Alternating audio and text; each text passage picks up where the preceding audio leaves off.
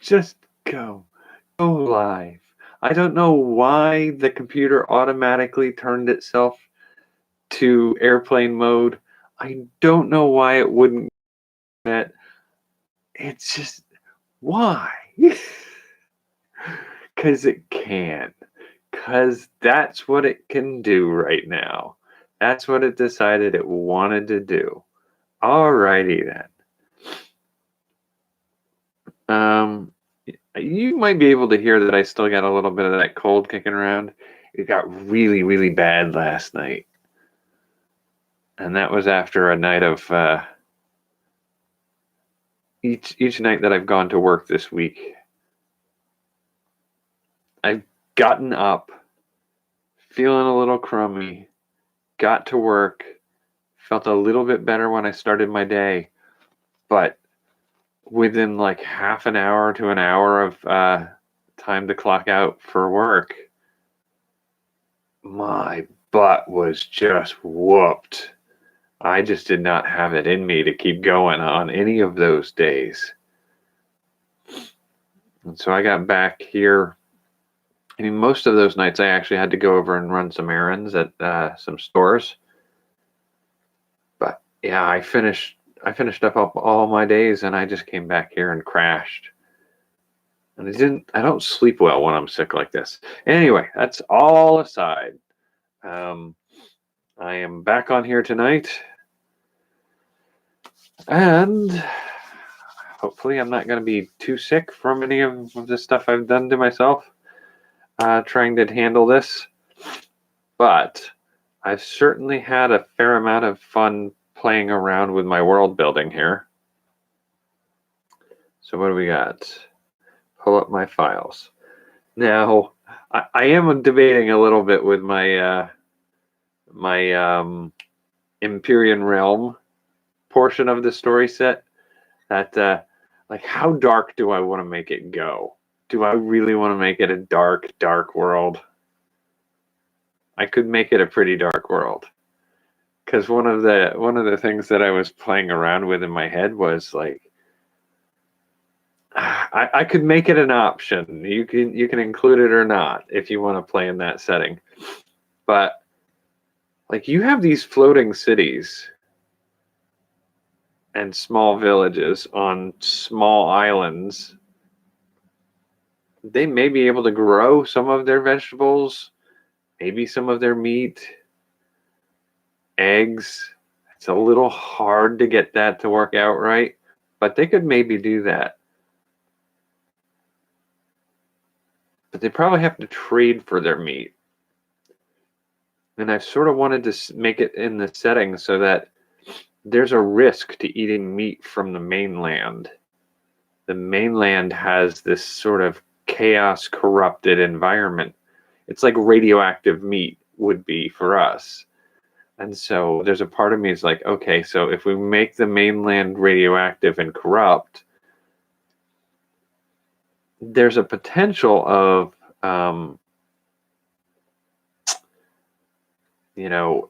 each of the races are slightly tainted by some of that, but it's not to a degree that you would get if you lived on the main continent.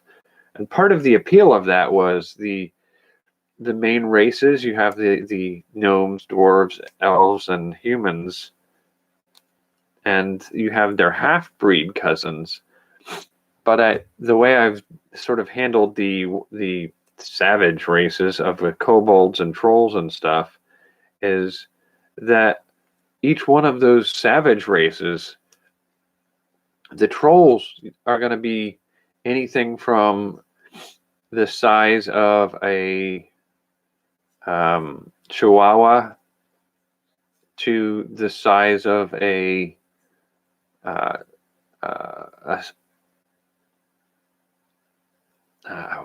basketball hoop kind of height.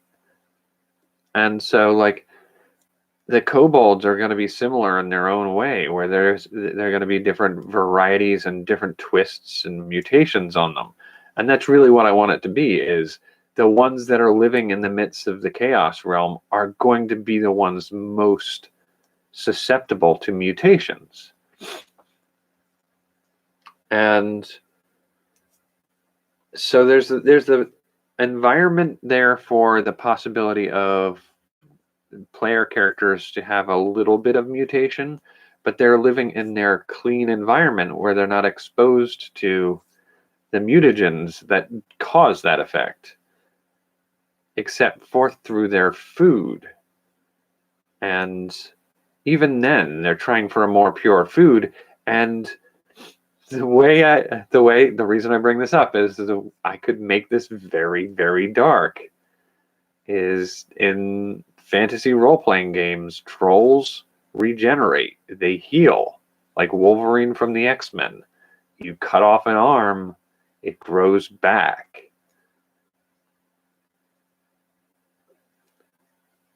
What if we did a little bit of Soylent Green here? It's made from people. What if the meat supply for what they all trade for, the food they all gain access to, is from captured and held trolls, and it's carved off of them and it grows back? And that's crazy dark, but it could fit pretty well. But I mean, I want the characters to be heroic characters, so they may not know that that's what's being done. They may not know that a good portion of their meat supply is whittled off of living sentient beings. It's just like, it's really dark. And so when I was playing around with that, the question in my mind was like, clearly you're going to have somebody tending these creatures and producing the food supply. And I'm debating, because there are a couple other ways I could go with some of the other dark hinges on characters here. So dwarves I haven't quite figured out yet, but the gnomes are shapers. They shape physical living things. So I can see them doing that sort of biological experimentation to gain meat supplies.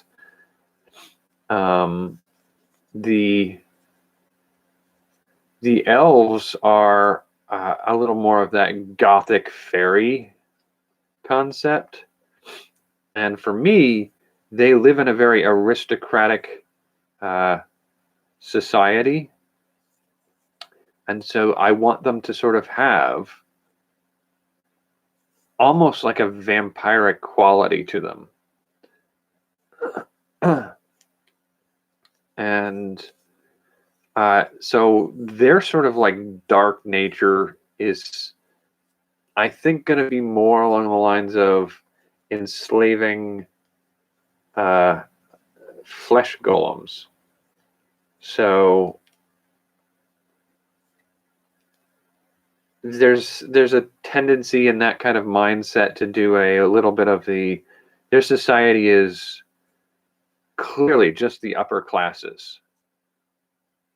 And they're aristocrats, lords, barons, whatnot, in their little petty power games between one another. And they're served by these Frankenstein beings that they've stitched together as undead, not quite zombies, but very Frankenstein. And they serve them. And where do they get what they need to create these Frankenstein beings? There's a part of me that says it's part of their sort of legal system. You have this rich, lordly upper class, and anybody who crosses a line is severely punished. If you're a thief, you have your hands cut off. Well, those hands can then go to be stitched onto the body of a servant. If you are tried and found guilty, whether or not you actually did it, of any number of crimes, whole portions of your body can be harvested for fashioning new servants. And so there's a lot of room to get really dark here. And it's like, I feel like this could be part of the tone that this whole setting has. I don't want it to necessarily to all be that dark. So I feel like that's something that's more likely to be happening in the major cities and not in the small community villages. And it's those major cities that are under the rule of these god emperors, these god emperor characters, that I think is where you're going to see that dark corruption sitting at the core. But with that said, that's the main setting. I'm still debating on how dark I want it to get, and it's when an idea like that occurs to me, I have to sort of sit with it for a little while and decide whether or not I can find a way to make it all fit nicely together with the rest of it, because I don't want to chunk something new into the mix and have it sort of derail everything I've done so far. Because this idea of this setting, it could be just like an epic fantasy of wonder and amazement in a realm of crazy adventure with weird monsters and heroic deeds. You could totally do that. But the moment I throw in this, oh, we're eating people, and we have this very stratified society in which we are going to throw oftentimes innocent or not horrific criminal people, just penalizing the poor and destitute and lesser levels of society by just butchering them for making mindless servants. I was like, I could make it really dark, and I don't want to necessarily make it too dark for what I've already done. But the funny thing about it is, and I think that's sort of a good place to segue over into the other half of it here, was the other settings that I built around. The Empyrean realm is literally just well, depending on how you phrase it now, the heavenly or hellish realm to other worlds. And one of those other worlds is a superhero setting with people doing heroic deeds, but it's still going to have some of those dark undertones of what's really going on in the city. And the Serpent's Children, the Medusa setting, that one doesn't have as much of that dark tone to it. But the zombie apocalypse setting most definitely has a dark tone to it. So of these settings, the least dark is the one with the Medusas in it. And maybe that's because it was I kind of want to say it's the most shallow of the settings, because it really is what it says it is on the tin. The Empyrean realm is heaven and hell together. Which it is for you depends on where you are and which groups you belong to. The superhero setting is one where you live in a city and there are numerous adventures of stopping the criminal element and saving the world from whatever's out there to save it from. But there's also a sense of that's the case if you're the right kind of person. much like the X-Men comics, where you look at a comic book like the Avengers, and the characters in the Avengers, they're mostly heroic characters. Tony Stark has a drinking problem. Ant-Man had some serious problems. Bruce Banner had problems, but they all really still were heroic characters with problems. So I really feel like the Avengers comic gives you a sense of like, oh yeah, nobody's questioning whether or not Tony Stark's Iron Man is an Avenger, a hero. He may do things that you go like, you've overstepped your bounds. You don't necessarily have the right to do that. But nobody's ever saying like, oh, he's a monster, kill him. But with the X-Men in the Marvel Universe, you most definitely do have people who would hunt down and murder in the streets anybody they thought was a mutant because they are monstrous beings. They are not human beings. They're dehumanized. And that's going to be an element of how I build my Sentinel setting. The idea that you live in a world where you do have those Avenger-type heroes, and you have, a Doctor Strange. You have somebody with a mystical weapon that they've used to better the world and save humanity. You have, a Superman-style character who's an elf, the last of their kind, sent to Earth to live with human parents and grow up and become a kind and heroic individual. And you have regular, ordinary human beings who are somehow bestowed with a power that, it's like the Flash got his power from an accident, or Spider-Man, or whatever.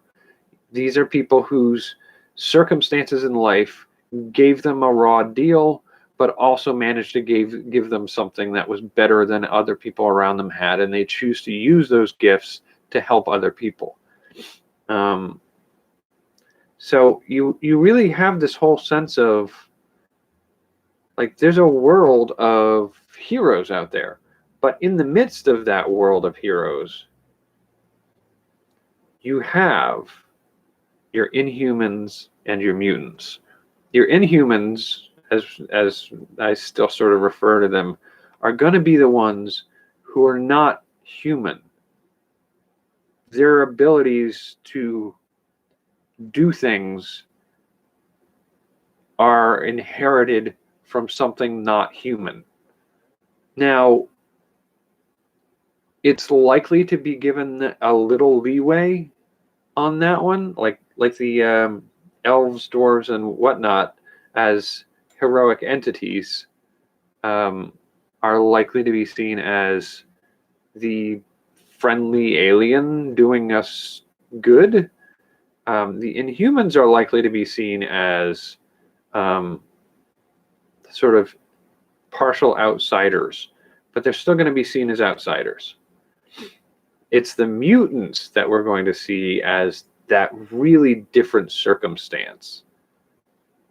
The Inhumans become their inhuman-powered selves through exposure, in the comic books, it's like the Terrigen Mist or whatever it is, that triggers off that hidden chunk of their genetics that empowers them. Now, mutants are just plain a deformation of the human norm to something that is alien and monstrous. And so that's more likely to be seen and treated in the comics as a monstrous race. And that's the way I want to treat it in my fantasy superhero setting. Is the mutants are harpies, shapeshifters, trolls, and dragon form. They're monstrous. That's what they are. I mean, you could also do things like ogres and orcs, goblins, all of those forms, they're going to be the monsters in the world. And they're going to be the ones that people fear.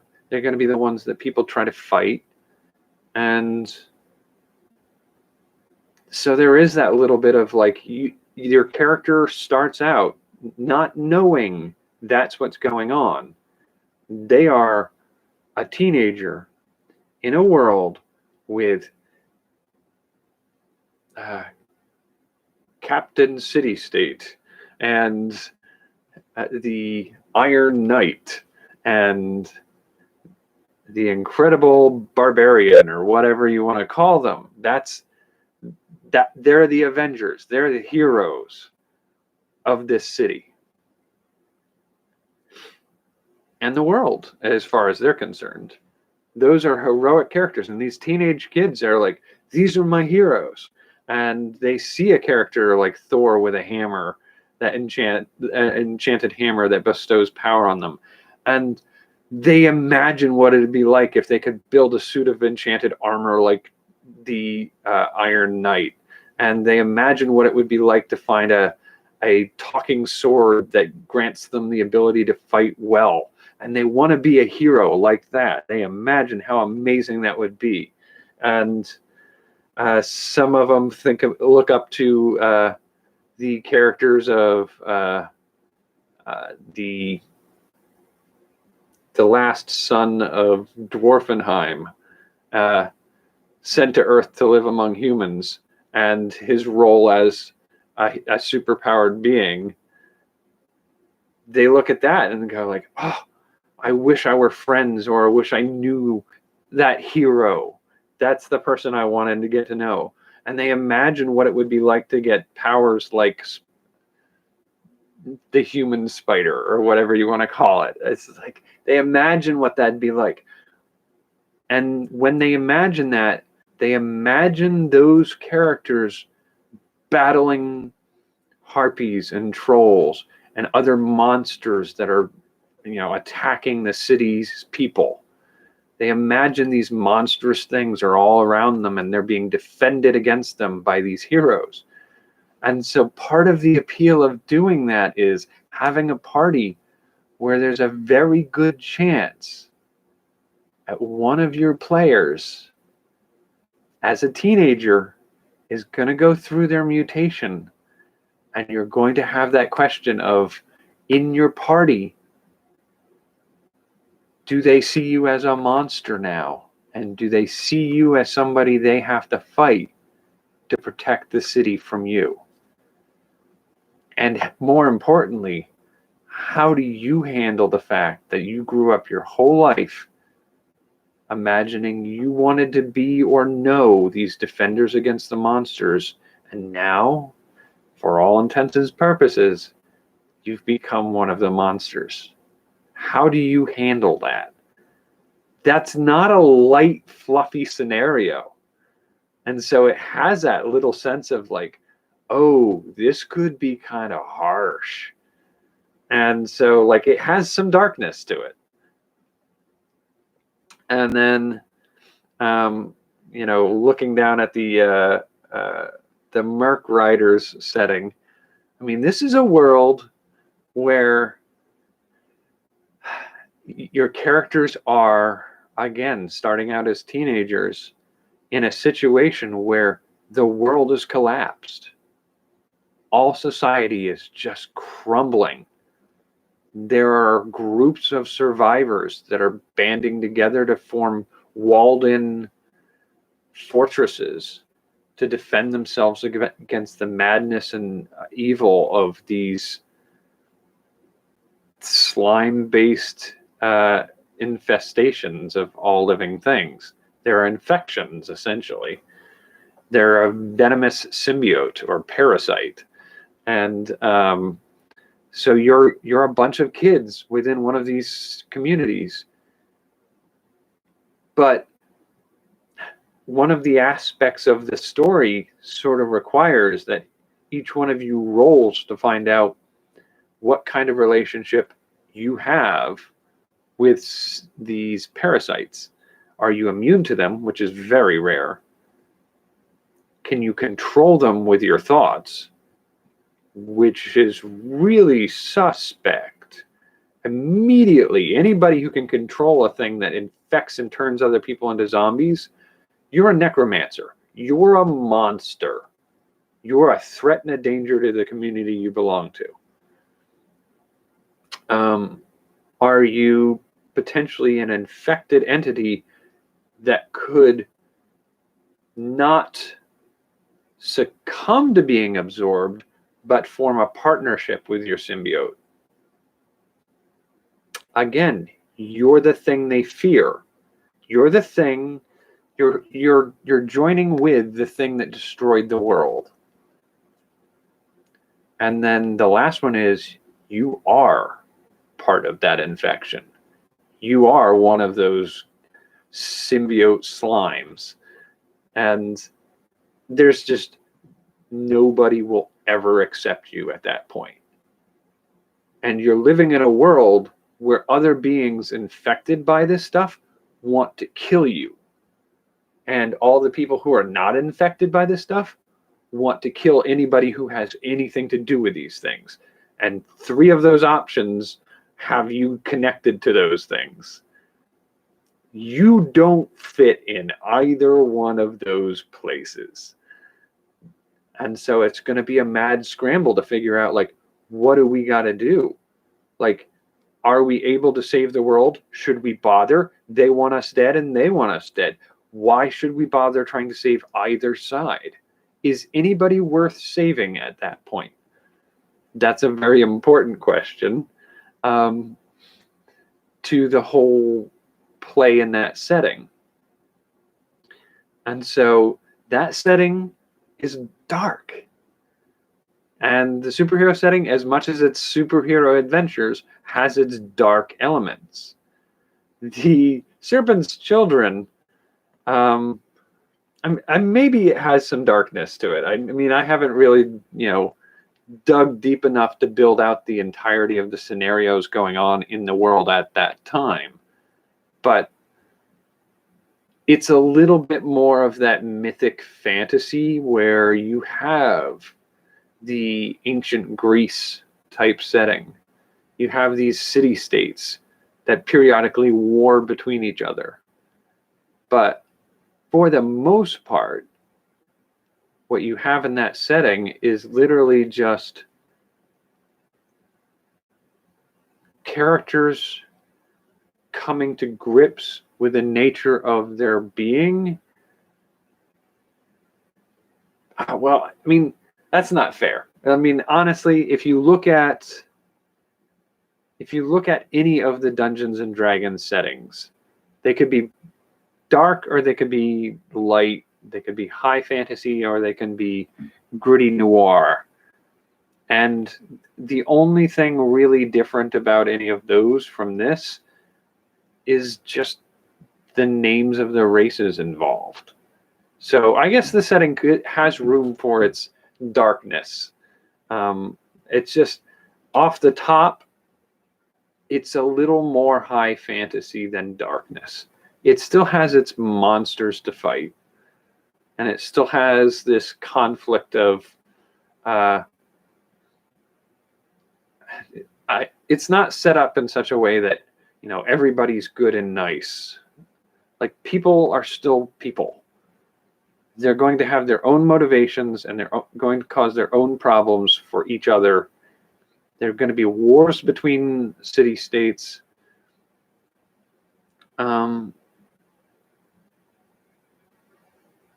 Yeah, I mean,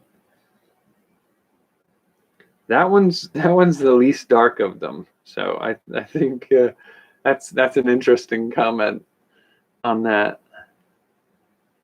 But I did sort of figure out it seems so common sense now, but the other day, just putzing around with some of this stuff, the one hurdle that I had at that point finally hit to was, I've already figured out, like, Most of the settings can be played individually. They don't need to be interconnected, but to interconnect them for the broader campaign that I'm building, I have a means for getting people from the Empyrean realm down into the individual realms.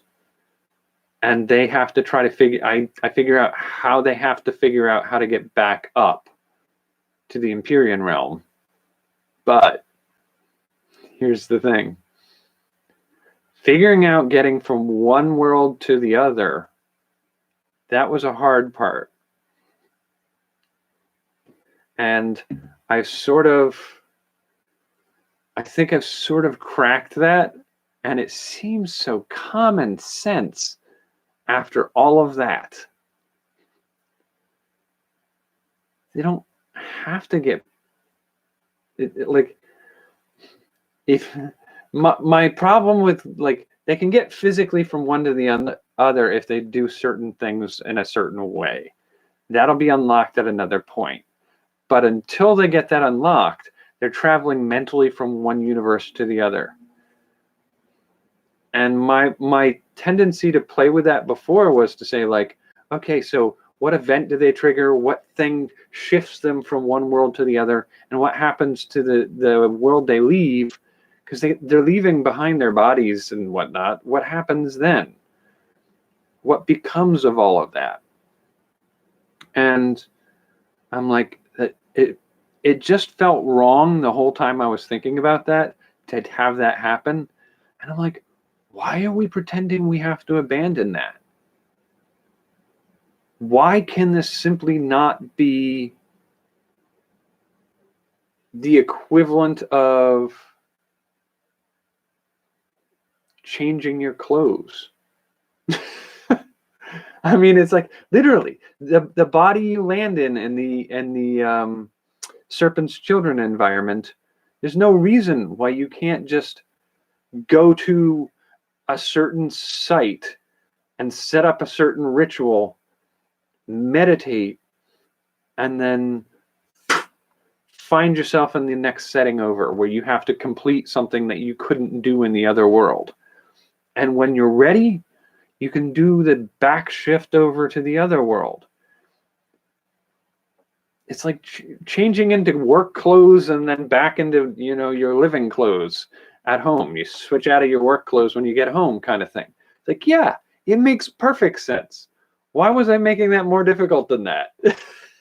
So I'm like, yeah, they don't have to go to the other worlds and lock themselves out of the ones they just left.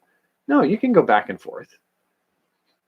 And that, to me, also provides an opportunity that otherwise was being missed, in that if I'm playing with a group of players in my setting and I take them from the Empyrean realm to the Sentinels superhero realm, and then from the Sentinels superhero realm over to the zombie apocalypse realm, there's absolutely no reason that 1 week, if we just decide we feel like it, that we can't just go have an adventure back in the previous setting. I forget what order I put them in. So if we go to Sentinels first and then the zombie apocalypse, there's no reason why we can't do a couple weeks in the zombie apocalypse setting and then the next week come in and go like, I feel like it would be fun to do a superhero story again, so let's jump back this way. There's no reason we can't do that. And that means that you have all of these worlds. Once you've uncracked all three of the sub-realms, the different worlds, there's no reason why you can't just have endless cycling through and picking which universe you want to adventure in this week. And the important thing is, like, you can set it up that you can shift indefinitely, but you have to set up a central narrative thread. So the idea that you get thrust out of the Empyrean realm and there's a major conflict going on up there that you feel the need to get back to, that should still be there. There should be that drive to say, like, no, some of my players want to get back up there and finish what they started up there. And some of my players want to get up there and reassume their divinity in the gameplay. And so there's no reason why we can't still do that. But in the meantime, you've got 3 other worlds you can explore all you want. And at a certain point, we can make it possible to unlock other worlds. You can add new worlds anytime you want and explore what it means to be in those worlds as well. And if you really, really want to get to it at a certain point, you can have means of crossing physically from one world to another. I think largely that's going to be a consequence of sort of unlocking the gates back into the Empyrean realm. So like getting from Sentinel setting to the Merc Riders setting, I need to start referring to them by those names. I can't keep using those shorthand terms. But Sentinels to Mercwood, or Merc Rider, you can shift mentally from them and say the doorway from the Merc Rider's realm back into the Empyrean realm is the first mother of the Merc Rider realm. So the way the mythology that I built for this works is each one of these worlds is the sort of like the womb, the central core of a first mother, one of the first entities born into the universe to fight against the chaos beings. So you have these first mothers, and inside of each of these first mothers is a new world. One of these first mothers' world is Merc Riders. One of these first mother's world is the Sentinel setting, and one of them is the Serpent's Children setting. But in the Empyrean realm, where the first mothers reside, the first mothers were killed. And now any entity, any godly entity in the Empyrean realm that's killed is dispersed to its individual parts in each of the sub-worlds. And so each of these first mothers also gets reincarnated on these other worlds that are born within them. But they may not be reincarnated in their own world. So if you go to the Sentinel setting, the first mother you have to find is likely to be a first mother of either the Serpent's Children or the Merc Riders setting. So Sentinels is going to have either a Serpent's or a Merc. It's not going to have the Sentinels first mother. That's why you have to shift between worlds to get them. But if you find in the Sentinel setting one of the mothers from one of those other settings, say Serpent's Children, then when you shift over to the Serpent's Children setting,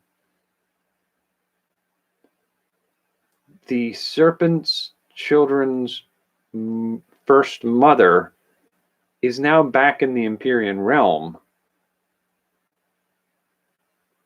You should be able to access the portal from the Serpent's Children's setting to be reborn into the Empyrean realm. It's very convoluted. It's not the best way to explain that, I don't think. But basically, it's each one of these first mothers is a living doorway. And each one of these living doorways is put It's sort of, if you imagine this door right here could be pulled off of the wall and it was just a flat wall underneath of it. And I could put this door anywhere in this room. This is a door to the room outside of this one. And when you're in the room outside of this one, the door leads back in here. But if the doorway from out there into this room was removed, taken out the window and put in a different room, coming from the outside to try to get in here, it wouldn't work. You can't get in. It's not how physics works. I know it. I know that's not how physics works. But just if you run with me, essentially here, it's very cartoon physics. It's Bugs Bunny puts up a portable hole on the wall. A train comes barreling out of it. He takes the hole down. He takes it over to another site, and the train goes back into it when he sets it up over there. Yes, very similar to the Monsters, Inc. doors, actually, yes. Except for instead of just being a doorway, the doors are alive. And you could take one of those living doors into one of the other doors. Yes, so it's basically playing, what is it, the cups, the ball and cup trick. So yeah, it's basically like hiding one thing within the other and moving them around. And so when you want to get from, when you fall from the Empyrean realm into one world, the way to get out of that world is hidden in another world. So you have to find a way to transport your mind into that other world. But in each one of those worlds is a doorway. But it's not the doorway you need. But you can set one doorway up in the first world that allows you to move through the other half of it in another world. And so that possibility of setting that all up to do that, that works fairly well in my head. We'll see how it looks when gameplay happens. But yeah, the shifting between worlds was a little bit of a trick I had to figure out, but I was making it way more difficult than it needed to be. Because like I said, there's absolutely no reason why it has to be a permanent one-way journey. It is totally possible to set it up to be something you go back and forth and visit on. And it's like a timeshare at that point. You've got a timeshare in one world and a timeshare in another world, and you just switch between the two of them on a regular basis. A vacation home or whatever you want to call it.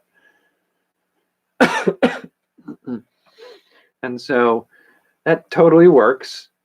And I like that opportunity because what it ends up meaning in the long run is not only do the players have this option of like, okay, well, we got to figure out how to open up the doorways back to the Empyrean realm to get back there and do what we need to do. You also have the option of a player saying, you know what? No, I don't need to get back there. Like I've got 3 whole worlds right here that I can explore. And I have a feeling there are other worlds we could go visit if we wanted to. And so they have the option, like they don't have to go back to the world that they left. They can just keep traveling. And I want that to be an option for characters to decide. The travel physically from, say, the Sentinel setting to the Merc Rider setting could be achieved simply enough by once you've opened up those doorways, they're not a straight through. It's not like this doorway where we open it here and right on the other side, I could reach out and touch the wall on the other side. There's sort of like this door opens into a room and that room serves as the hallway between 2 sets of openings. And I want those rooms to be Atlantis. I need it to be El Dorado, Valhalla. I want it to be these lost mystical realms. And part of the appeal of that is that space between spaces, that world between worlds. It's not a full world. It's just a one little place. And when you get into that place also has connections to the other worlds. So if you could physically cross over into Atlantis, and then you can leave Atlantis for a different world physically, that would be your portal through the different worlds. Mythologically, I don't know how to explain that in a way that makes sense with what we've already discussed, each of the first mothers being one of the doorways. I don't know how I'm going to be able to mythologically justify that if you step through the portal, that is essentially the embodiment of the first mother of, see if I can pull up their names, because Sira is the serpent's children, and Urt is the Sentinel's first mother. That's the name of their world. And so if you are on Urt and you step through that portal and you're on, say, Atlantis, then how are you exiting Atlantis onto Merc? The Olien is the world I named for the Merc rider setting. And it's just this weird, that's, I think, like that little nitpicky part of my brain is like, I got to figure out how to answer that question. But I don't have to figure it out. I've got plenty of time because it's not going to come up for a little while. So, like, the fact that it works is the fact that it works. I can explain it away later. So I do want to sort of build out the circumstances on each of the subsettings here. So the Merc Riders, how is it the kids in the story are introduced to their symbiotic or parasitic infection? Do I want that to be a consequence of in-character play? Do I want to set them up in a harrowing situation to start from at the very beginning, and they have to figure out as they go which of those circumstances happens to them? Or do I want to have it have already happened? So one of the options I've thought about for that is, did I want say we had 4 different players for that setting. Did I want them to wake up in a laboratory, not knowing what's going on, that they've already been exposed to some form of the agent, and they're gradually becoming more and more infected as time goes by, or they're expecting to be? And so of the 4, if one of them was one of each kind,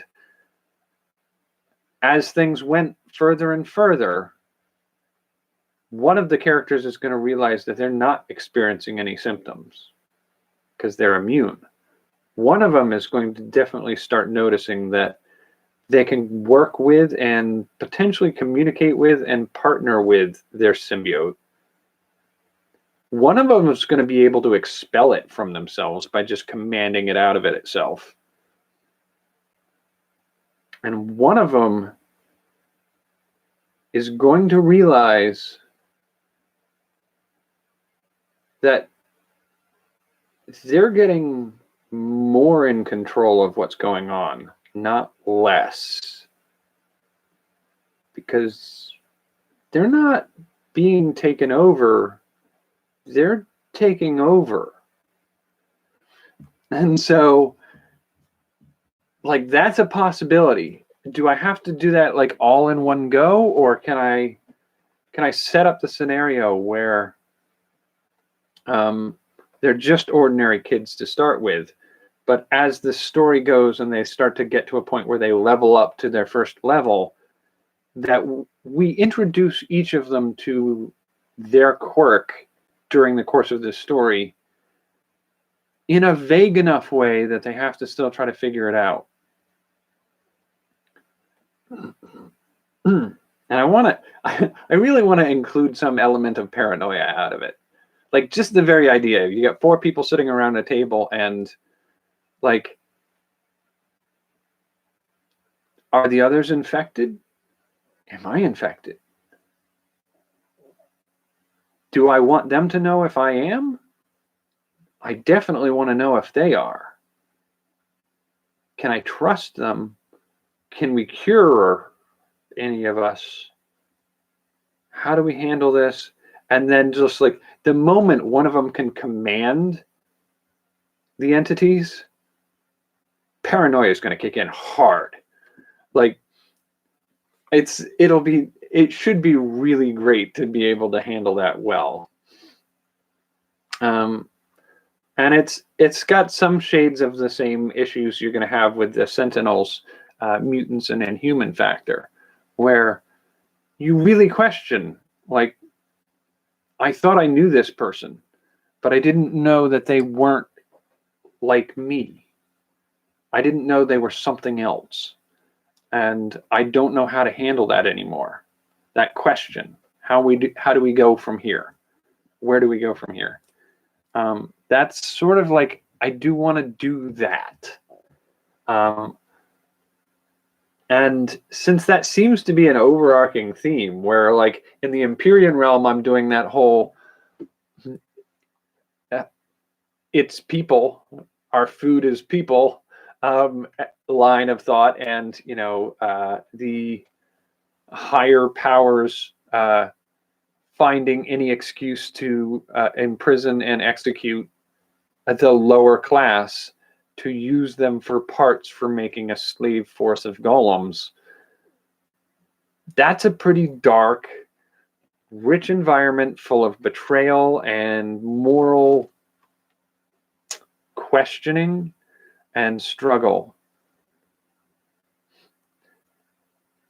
I think, like I said earlier, the only one I have left that doesn't have as much of that set up already is Serpent's Children. I got to figure out what I'm doing with that one, because it feels wrong to have 3 out of 4 be dark and not have some way in which the 4th could be a little dark too. But I do think it's all gelled up pretty well. I think between now and, I'm hoping I'm on here again tomorrow. I'm hoping I'm feeling well enough to do that. But between now and tomorrow, I'm hoping to have some idea of what I can do with the Serpent's Children setting. And I also want to see if I can later rest a little bit of that nagging doubt about how Atlantis could be in more than one of the First Mothers.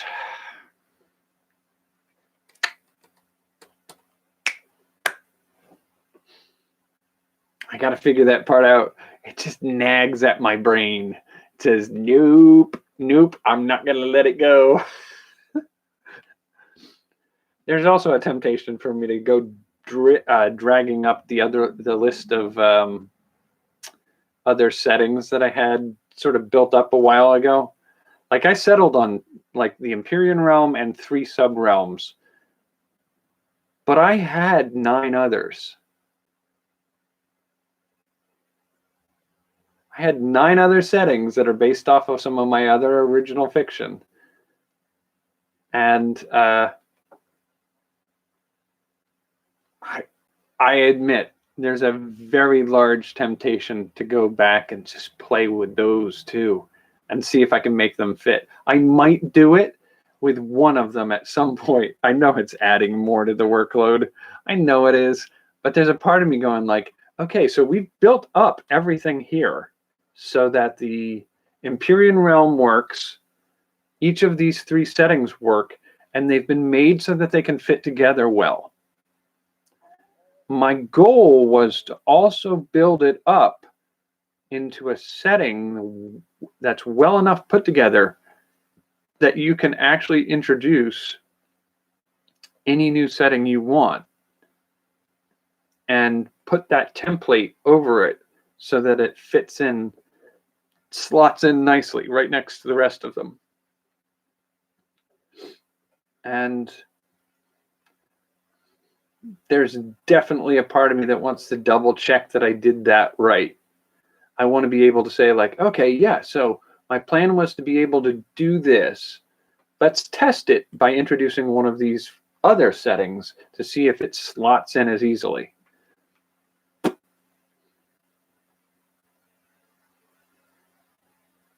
give it a little time, though. In the meantime, we are almost at an hour.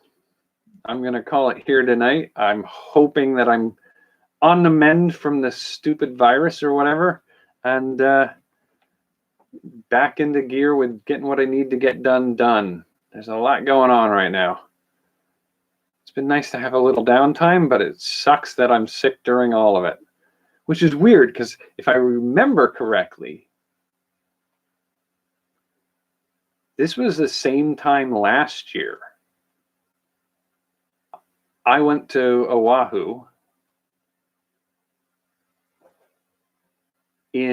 so I did January and February were my projects month.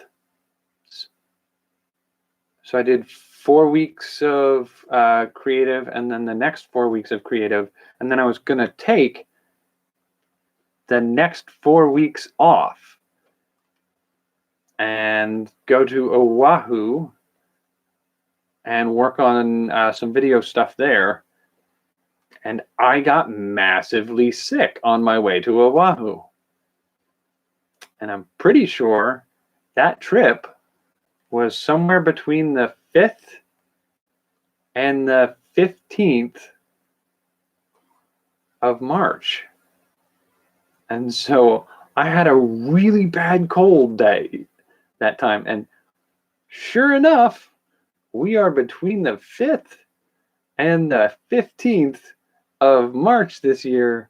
And I'm getting my butt kicked for the better part of a week with this cold again.